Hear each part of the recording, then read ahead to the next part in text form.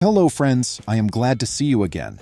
Today I'm going to tell you about a neighbor who changed the lock on my gate. It all started when I decided to upgrade my backyard fence and add a small side gate that would give me easier access to the community hiking trail beyond my property. I'd saved for months, meticulously mapped it out, and even consulted with a local handyman about the best kind of lock and latch system. I wanted something secure, since my property line backed up against a wooded area. It was a personal project, something that made me proud of my home ownership.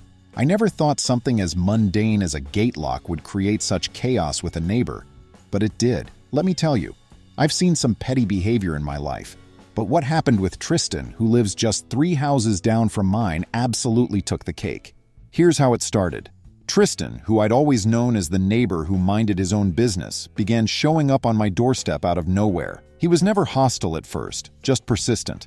He'd make small talk, tell me about his day, then casually slip into the conversation that his 2 dogs had a strange habit of running around on private yards, including mine. He said that since I'd installed that new side gate, he could no longer easily retrieve his pets when they wandered onto my property.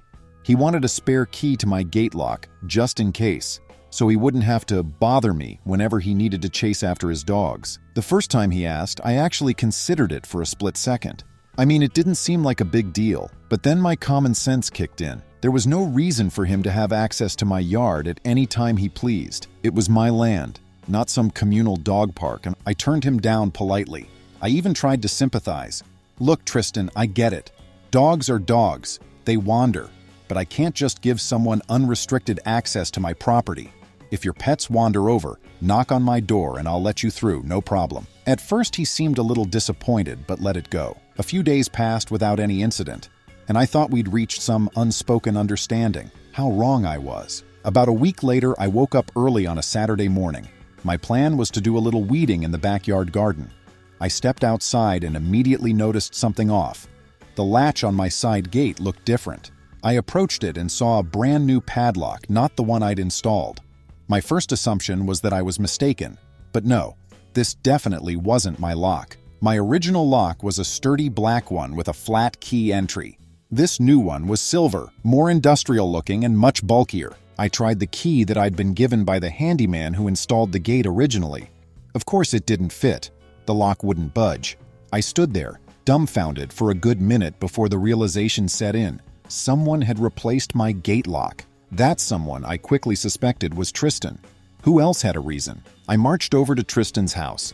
At this point, I was trying to maintain calm. It was possible there was some misunderstanding. Maybe a landscaper had done something weird, though that made no sense. Tristan's front yard was quiet, the curtains drawn, but I saw movement behind them. After a few knocks, Tristan opened the door. He had a smug look on his face, as if he'd been expecting me. Before I said a word, he started explaining, I changed the lock on your side gate because you refused to give me a spare key, and I do need to access your property sometimes.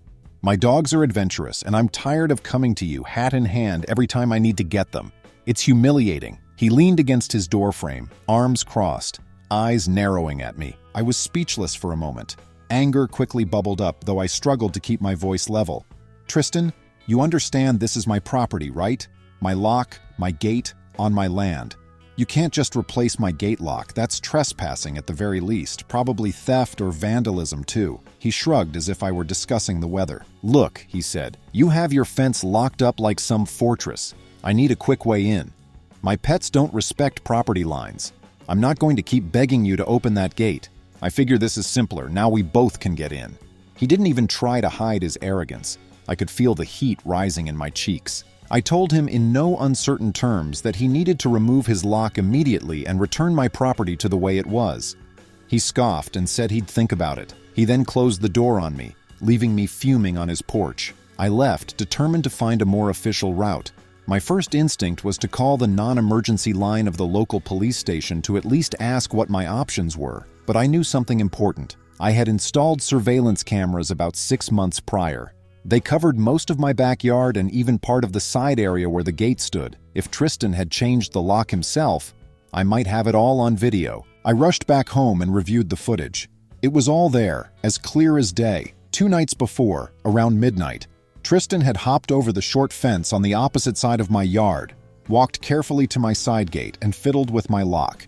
He eventually cut it off with bolt cutters. He carried them in a small backpack and replaced it with his own padlock. The whole act took him about 10 minutes. He was wearing a hooded sweatshirt, but in one shot he turned his face right toward the camera. It was unmistakably him. I saved the footage onto a flash drive and also kept a backup on my computer. I knew that if I confronted him again with the video evidence, he'd likely just blow me off or get defensive. No, this required a more official response. In my state, trespassing and tampering with someone's property are not minor issues. The fact that he used tools to forcefully remove my property was even worse, so I decided to go straight to the local police station. The officer on duty listened carefully as I explained the situation. I handed over the footage. He asked me questions. Had I confronted Tristan? Did I know this person well? Did we have any ongoing disputes? I explained the recent developments, that Tristan wanted a spare key and I refused. The officer nodded. He said this was indeed a matter that could be pursued. He advised I file a formal complaint. They would send someone to have a conversation with Tristan, but since this involved an outright lock change, it might escalate to charges if he refused to comply. I filed the complaint, feeling a bit uneasy but also justified. I mean, what if Tristan decided to come onto my property whenever he wanted, maybe even when I was asleep or away on vacation? The thought gave me chills. I returned home and decided to wait and see what would happen next. In the meantime, I also called a locksmith to come out and remove Tristan's lock and reinstall my own. The locksmith, a kind older gentleman named Doyle, was pretty surprised. "You'd be shocked how often neighbors do strange stuff like this," he said quietly while working on the lock. "Don't let him push you around." By the time Doyle was done, I had my gate back in working order. The new lock was similar to the old one, and I kept the key with me at all times. I also placed a small sign on the gate stating, "Private property, no trespassing." It might not stop a determined person, but it gave me at least a small measure of reassurance. A few days passed, and I didn't hear from Tristan or the police.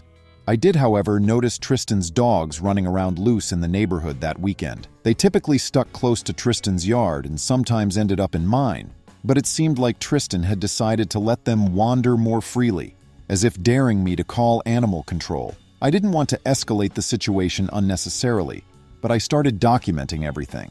Every time I saw his dogs on my property, I took a short video with my phone.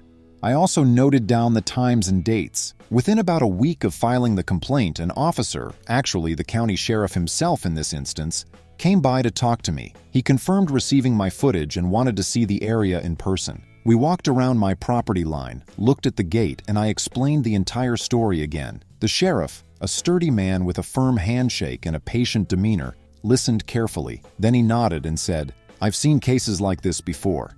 If he continues, we'll have grounds to press charges. The footage is solid, and there's no question he tampered with your property." I appreciated hearing that. The sheriff's presence reassured me. He seemed like someone who took these matters seriously, not someone who'd brush it off as a petty neighbor squabble. Later that afternoon, I spotted a police cruiser parked in front of Tristan's house. An officer knocked on his door. This time it was a deputy who often handled small neighborhood complaints. I watched from a distance. Tristan opened the door, looking surprised. They talked for a while. I didn't try to eavesdrop, but I could guess the deputy was telling him to knock it off and undo any damage he'd done. The deputy left after about 10 minutes. For the next couple of days, Tristan didn't approach me. He didn't try to enter my yard, but he did glare at me from afar whenever we happened to step outside at the same time. That's when the second wave of trouble started. One morning, I found some of my backyard furniture overturned. Nothing was stolen, and it didn't look like an accident. It was as if someone had hopped the fence and tried to send a message, messing with my patio chairs and my small side table. I checked my cameras again, but this time whoever did it knew where the blind spots were. They had approached from an angle not covered by the main camera. Still, I suspected Tristan. Who else would bother? I called the police again, and they took another report. Without definitive proof it was Tristan, all they could do was take note of the incident. I realized I needed better camera coverage. I invested in 2 more cameras and repositioned them so that every angle of my backyard, and especially my fence line, was now monitored. I also added motion-activated lights. If Tristan or anyone else tried to sneak in at night, they'd be caught red-handed. Meanwhile, I began talking to some other neighbors to see if they had issues with Tristan. It turned out I wasn't alone. A few houses down, Deborah mentioned that Tristan's dogs often dug up her flower beds. Another neighbor, Jesse, said that Tristan had once yelled at him for blocking the sidewalk with his trash bin on collection day. Even though it was only temporary, Tristan apparently had a habit of making other people's property his business. But no one else had taken steps to confront him because they didn't want trouble. My situation was different because Tristan crossed a serious line. After the lock-changing incident, I was determined not to let him bully me into giving up my property rights. I think Tristan sensed that I wouldn't be a pushover.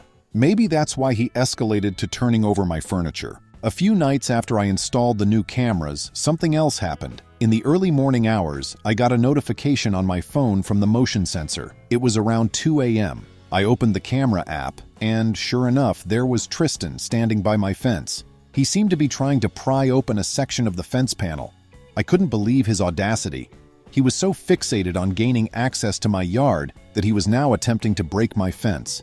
I turned up the volume on the camera's two-way audio and said, "I can see you, Tristan. I've already called the police." That must have startled him because he ran off in an instant. I didn't call the police right then. I waited until morning to give them the footage, but I wanted him to think that the cops were on their way. The next morning, I brought the new footage to the local police station.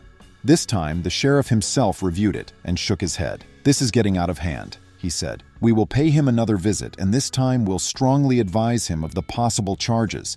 If he doesn't stop, we will have grounds for trespassing, vandalism, and maybe attempted breaking and entering." The sheriff suggested I consider filing a restraining order. I told him I was ready to do whatever it took. The sheriff and a deputy visited Tristan again that afternoon. I watched from a distance. This time, their conversation took longer. The sheriff seemed stern. Tristan was gesturing wildly, his arms flailing as if trying to defend himself. Eventually, the sheriff handed him a piece of paper, likely a formal warning or notice. Tristan slammed his door after they left, but I felt a sense of relief. The law was firmly on my side. For a brief period after that, Tristan cooled down. He didn't try to break into my yard again. His dogs, however, continued to roam. They kept appearing in my backyard, digging small holes and sometimes tearing up patches of grass. I decided to approach that problem separately. I contacted the local animal control unit and explained the situation. They told me I had the right to report any loose dogs on my property. They could come out, try to identify them, and if the owner was known, issue a warning or a fine. Before I went that route, I tried one last time to solve the dog issue amicably. I approached Tristan's fence line from my side of the property. There's a spot where we share a boundary, though I have my own fence and he has his. I spoke loudly enough for him to hear me over the fence. "Tristan, your dogs are in my yard again. Please come get them." He didn't respond. I tried a second time. After a few minutes, he finally emerged from his house, stood near his back door, and just stared at me silently. The look in his eyes was unsettling. I could almost feel the resentment radiating from him. He wasn't going to cooperate. That's when I realized this was never about the dogs. It was about control. He wanted to assert some kind of dominance in the neighborhood, or at least over me, by having constant access. He didn't want to ask permission. He wanted to just walk in as if he owned the place. Now that I'd drawn a line in the sand, he was fighting it tooth and nail. I called animal control after that silent standoff.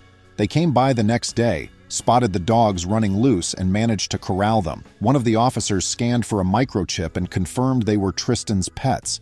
They issued him a warning about letting his dogs roam freely.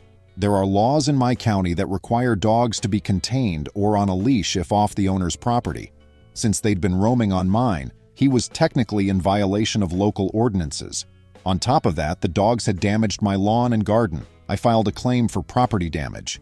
It was minor, but I wanted to send a message that I wouldn't be bullied. Tristan was livid when animal control left. Later that afternoon, he started yelling at me from his yard while I was watering my plants. He shouted that I was making a big deal out of nothing, that I should have just given him the key, that he'd never humiliate himself by asking me again. He didn't threaten me directly, but his tone was menacing enough that I considered documenting this verbal harassment as well. I took out my phone and recorded his rant discreetly. He noticed and stormed inside, slamming his door hard enough that I could feel the vibration from my side of the fence. I showed the recording to the sheriff the next day. While the yelling itself wasn't illegal, it helped establish a pattern of behavior. The sheriff told me, "This might be enough to support a restraining order if you want to go down that route. He's creating a hostile environment, he's tampering with your property, and you have documented proof. It might be wise to protect yourself further, so I did. I filed for a restraining order at the county courthouse.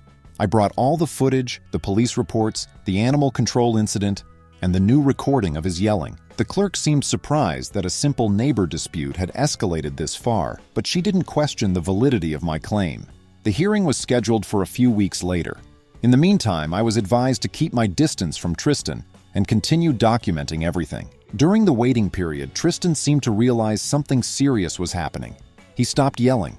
He stopped trying to enter my yard, but he still let his dogs roam. This time, though, I had animal control on speed dial. Every time I saw his dogs on my property, I'd call. After the second time they had to come out and pick up the dogs, Tristan was issued a citation and a fine. That must have stung because after that, I noticed he started keeping them indoors more often or walking them on a leash. Around that time, another neighbor, Deborah, approached me. She said she'd heard about my troubles with Tristan. She confessed that for months she'd been dealing with him making snide comments and sometimes tossing small branches or debris over her fence. She never reported it because she didn't want trouble, but now that I was taking a stand, she said she'd be willing to provide a statement if needed. I thanked her. Every bit of evidence helped build a stronger case against him. When the court date for the restraining order finally arrived, I showed up with a thick binder of documentation, printouts of surveillance stills, copies of reports, receipts for damage, and written statements. Tristan showed up too, looking surprisingly nervous. He tried to defend himself by saying he only changed the lock because he needed easy access to my yard due to his dogs. He tried to downplay the incident as a misunderstanding that got blown out of proportion. But the judge wasn't having it. The judge pointed out that Tristan had no right to change my lock, no right to trespass, and no right to vandalize my property. The dogs roaming was another matter that demonstrated a pattern of disregard for boundaries. The judge granted me a restraining order. This meant Tristan had to stay a certain distance away from me and my property line. He couldn't approach my fence, couldn't tamper with it, and certainly couldn't replace any locks. If he violated the order, he could face arrest. I left the courthouse feeling lighter, as if a massive weight had been lifted off my shoulders. But the story doesn't end there. 2 weeks after the restraining order was put in place, I noticed something strange in my mailbox. A letter with no return address. Inside was a typed note, all caps, telling me to stop this nonsense and let me have the key or else things will get worse. The note was clearly from Tristan, though he was trying to be anonymous. The language and style were unmistakable. I immediately reported this to the sheriff. Now we had harassment in written form. The sheriff took the note as evidence, filed it under my ongoing complaint, and said he'd pay Tristan another visit. The next day, a deputy and the sheriff knocked on Tristan's door. I could see them from down the street. Tristan answered, and they talked for a long time. I couldn't hear what they said, but Tristan's body language told me he was upset. Hands in his hair, pacing on his porch, shaking his head. After they left, Tristan didn't come out of his house for days. It felt like maybe he finally understood the seriousness of his actions. Over the following weeks, life returned to something closer to normal. I enjoyed my backyard again without worrying that someone would come tamper with my lock or my furniture. Deborah thanked me, saying that the neighborhood felt more peaceful now that Tristan had been reined in.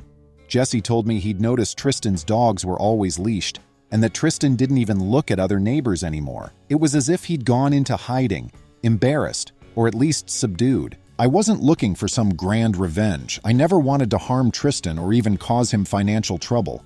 I only wanted what was rightfully mine, the right to enjoy my property without interference.